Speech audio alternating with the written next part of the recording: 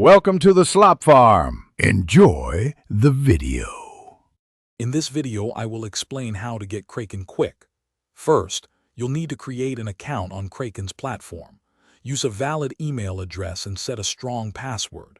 Next, complete the identity verification process. This is crucial for unlocking higher deposit and withdrawal limits.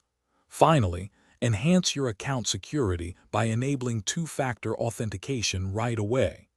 This protects your assets from unauthorized access. Once your account is set up, it's time to fund it. You can deposit fiat currency, like US dollars or euros, via a bank transfer or wire for larger amounts. For quicker, smaller purchases, consider using a debit or credit card.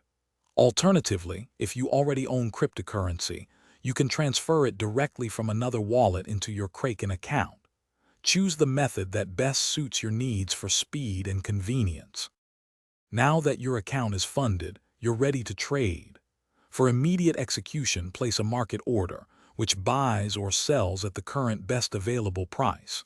If you want more control, use a limit order to specify the exact price you wish to buy or sell at.